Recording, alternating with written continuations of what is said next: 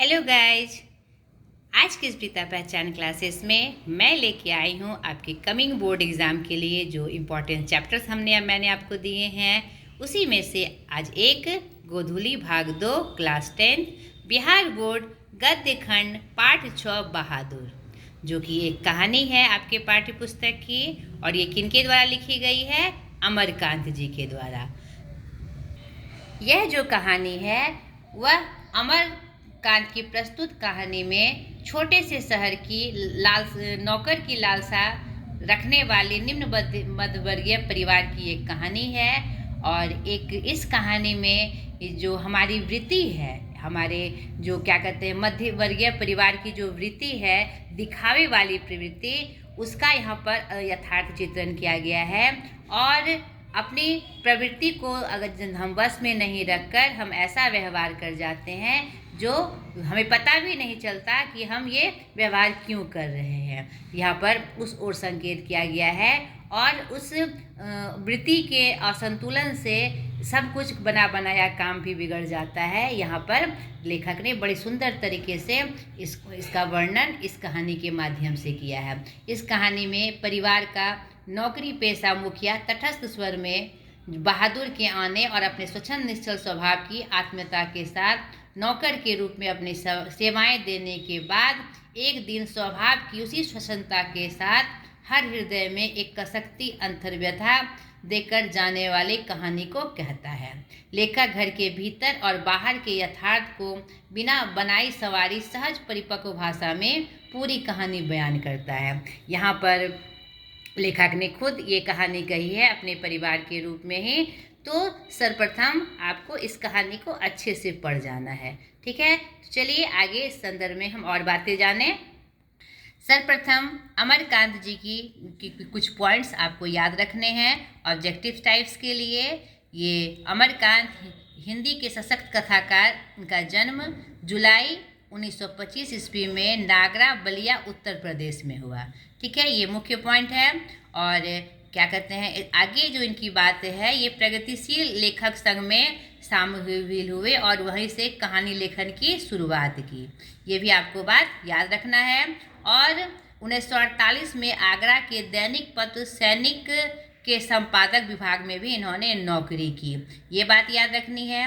और बाद में वे दैनिक अमृत पत्रिका इलाहाबाद, दैनिक भारत इलाहाबाद, मासिक पत्रिका कहानी तथा इलाहाबाद तथा मनोरमा इलाहाबाद के संपादकीय विभागों में संबंध रहे। यानी संपादक का काम उन्होंने विशेष रूप से किया। तो कहाँ कहाँ किया ये नाम आपको याद रखना है। और भारतीय कहानी प्रतियोगिता में उनकी कहानी डिप्टी कलेक्टरी, ये विशेष रूप से आप याद रखिएगा, इम्पोर्टेंट रूप से पुरस्कृत हुई, ठीक है। और इसी के लिए उन्हें साहित्य अकादमी पुरस्कार भी प्राप्त हो चुका है, ठीक है। ये बात इनके संदर्भ में आपको याद रखनी है, ठीक है। और इनकी जो प्रमुख कुछ रचनाएं हैं, जैसे जिंदगी और जो, देश के लोग, मौत का नगर, मित्र मिलन, इसको इन शॉर्ट में आपको याद रखना है।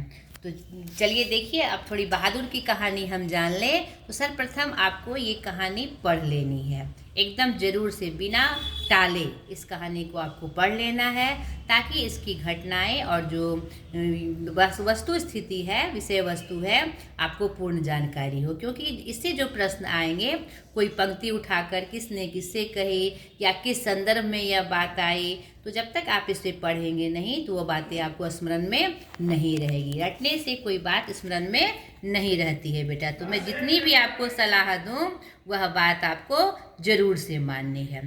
तो यह कहानी शुरू होती है एक मध्यम परिवार के सोच से। लेखक ने अपने ही परिवार का वर्णन किया है कि नौकर रखने के लिए, समाज में दिखाने के लिए, सब उनके परिवार की जो भाभियाँ थी और भी जो रिश्तेदार थे, सब ने नौकर रखा था। तो उनकी पत्नी को भी नौकर रखने का एक तरह से शौक हो गया, नहीं कि ताकि समाज में इज्जत बनी रहे। हमारी यहाँ मानसिक वृत्ति हो जाती है कि अगर हम ऐसा करेंगे तो हमारे समाज में पूछ होगी, नहीं। यहाँ पर इस वृत्ति का लेखक ने बहुत सुंदर तरीके से वर्णन किया है। अंततः लेखक एक नौकर लेकर आते हैं और वह 12-13 वर्ष का नेपाली लड़का था। ठिगना चखैर शरीर, गोरा रंग, चपटा मुँह, यह उनका चित्रण था। उसकी शरीर शारीरिक गठन का ये चित्रण था। और उन्होंने वह सफ़ेद नेकर, आधी बाँ की सफ़ेद कमीज और भूरे रंग का पुराना जूता पहने था। ये इसका परिचय था। ये भी प्रश्न आया है कि उसका परिचय बताएं। जो नौकर आया था उसका नाम बहादुर था, उसी पर इस कहानी का शीर्षक भी है। ठीक है, उसको लेकर लेखक के साले साहब आए थे। ये बात भी आपको याद रखनी है, ये भी प्रश्न दोहराया गया है। तो वह बहुत ही सभ्य और बहुत ही अच्छे तरीके से वह काम करता है और धीरे धीरे उसे सभी परिवार बड़े उससे के साथ बहुत स्नेहिल व्यवहार करते हैं और वह भी अपने पूरे तन मन धन से पूरी ईमानदारी के साथ सबके काम का ध्यान रखता है। लेकिन धीरे धीरे क्या होता है, वही लड़का जो हमारे उनके काम में सहयोग करता था, धीरे धीरे क्या कहते हैं, उस सबकी आंखों में खटकता रहता है। लगता है कि जैसे उसे खरीद के लाए हैं, वह उसी के लिए बना है, काम के लिए बना है। तो कहानी की घटनाक्रम में कहानी आगे बढ़ती है। बीच बीच में उस बच्चे का जो शौक़ था और वो घर छोड़कर आया था, क्योंकि माँ भी घर में उसे मारती थी, दुत्कारती थी। तो उस भोला लड़का था, वह बहुत भोले मन में वह घर से छोड़ के भाग गया था कि बाहर की दुनिया में वो अपने जैसा जीवन जिएगा। लेकिन यहाँ पर वह नौकर के रूप में आता है। शुरू में तो उसे बहुत स्नेह मिलता है, लेकिन बाद में फिर उसे दुत्कारा जाता है। यहाँ तक कि परिवार, उनका जो बेटा था वह उसे हाथ भी उठा देता है, उस पर गालियाँ भी बकता है। और जो उनकी पत्नी है, लेखक की पत्नी निर्मला, वह भी शुरू में उनसे बहुत स्नेहिल व्यवहार करती है। पूरे गांव में उसकी बड़ाई करती फिरती है, बहुत खुश भी रहती है। लेकिन धीरे धीरे उसका व्यवहार भी उसके प्रति कठोर हो जाता है और वह भी उन्हें दुत्कारती है। तो समय के साथ जो हमारा सहायक है उसे हम महत्व नहीं देते, इस तरफ भी लेखक ने इशारा किया है। बहुत ही मार्मिक कहानी है, जो हमारे हर काम में हमारा सहयोग करता है, हमारे बच्चों का सहयोग करता है, घरेलू काम में सहयोग करता है, जिसके लिए हमें कठिनाई होती है, हमें आराम देता है, लेकिन फिर भी हम उसके साथ वह व्यवहार नहीं कर पाते जो उसके लिए ज़रूरी है। नहीं, जो उसके लिए आवश्यक है, धीरे धीरे हम उससे विमुख हो जाते हैं। यहाँ पर उस कहानी में इसका इशारा है। और अंततः उसके साथ बहुत गलत व्यवहार किया जाता है। अंततः वह घर छोड़कर, वो अपने मालिक का घर छोड़कर भाग जाता है। जब वह भाग जाता है, चला जाता है, तब उसकी वास्तविक स्थिति का पता परिवार में लगता है और उन्होंने जो उसके प्रति दुर्व्यवहार किया था उसकी याद आती है।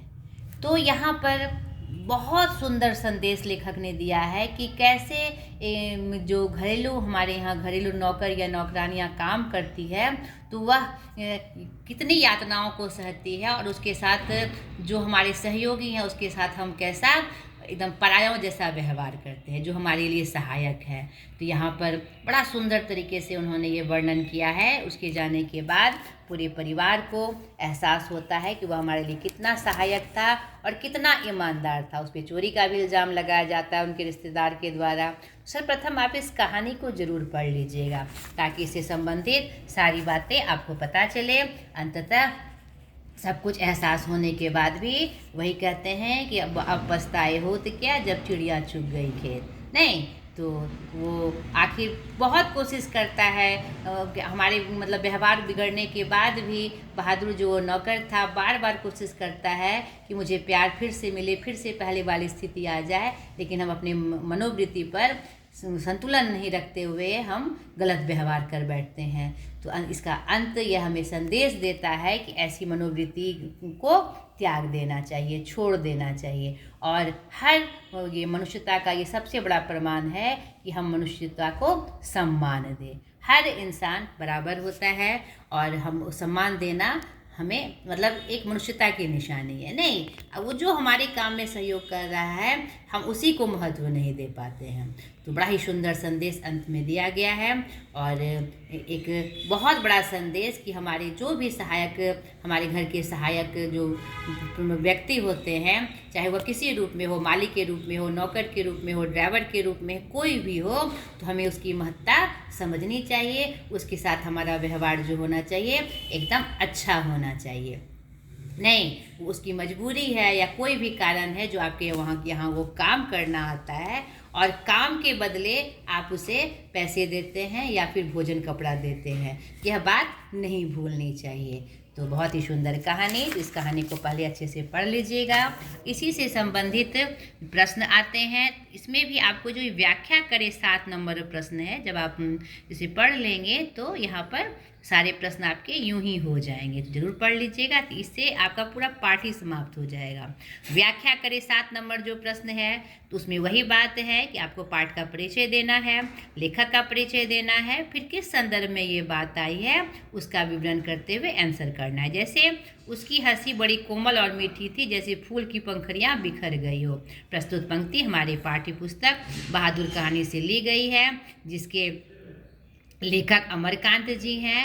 और इसमें इन्होंने एक घरेलू नौकर के प्रति जो व्यवहार होता है उसका वर्णन किया है कि कैसे वो स्नेहिल होते हुए बाद में हम उसी का तिरस्कार करने लगते हैं, और ऐसी हमारी जो मानसिक वृत्ति है उनका उन्होंने यथार्थ चित्रण किया है। उसी क्रम में यह पंक्ति बहादुर के संदर्भ में, उस जो घरेलू नौकर था उसके संदर्भ में यह पंक्ति आई है कि उसकी जो हंसी थी बहुत ही कोमल और मीठी थी।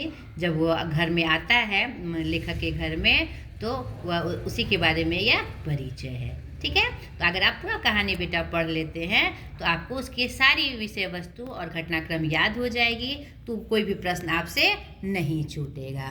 ठीक है, तो यहाँ पर देखिए, और जब जो भी प्रश्न आपका ग्रामर पोर्शन में आएगा वह भी आपकी किताब से ही आएगा, तो आपको इसको भी आपको देख के जाना। जैसे मुहावरों का अर्थ स्पष्ट करें। मारते मारते मुंह रंग देना यानी बहुत पीटना। हुलिया टाइट कर देना, एकदम मतलब हुलिया टाइट कर देना मतलब एकदम मतलब दम निकाल देना। ठीक है, हाथ खुलना यानी कि हाथ खुलने का तात्पर्य क्या होता है, हाथ चलाना, किसी पे मतलब किसी भी समय हाथ चलाना। मज़े में होना, बहुत खुश होना। बातों की जलेबी छरना, बहुत बातूनी होना। कहीं का न रहना, नहीं यानी अपमानित होना। ठीक है, 9 2 11 होना, भाग जाना। खाली हाथ जाना, ठीक है, खाली हाथ जाना यानी मर जाना। बुरे फंसना, मुसीबत आना। ठीक है, पेट में लंबी दाढ़ी यानी पेट में बातें दबा कर रखना। चहल पहल मचना, हरकत होना। ठीक है, ये सब कुछ है। लिंग निर्देश है, आपको लिंग निर्णय करने आना चाहिए कि स्त्रीलिंग है कि पुल्लिंग है। तो जो मैंने व्याकरण में पॉइंट्स बताए हैं उसको आप अच्छे से ज़रूर देख लीजिएगा। तो यह इससे संबंधित कुछ बातें थी जो बहादुर कहानी से संबंधित जो मैंने आपको हिंट किए, उसे ज़रूर कर लीजिएगा। तो आज तक के लिए इतना ही। अगले वीडियो में फिर एक नए पार्ट के साथ मैं हाजिर हो जाऊंगी, ढेर सारी शुभकामनाओं के साथ। आज तक के लिए इतना ही, बाय।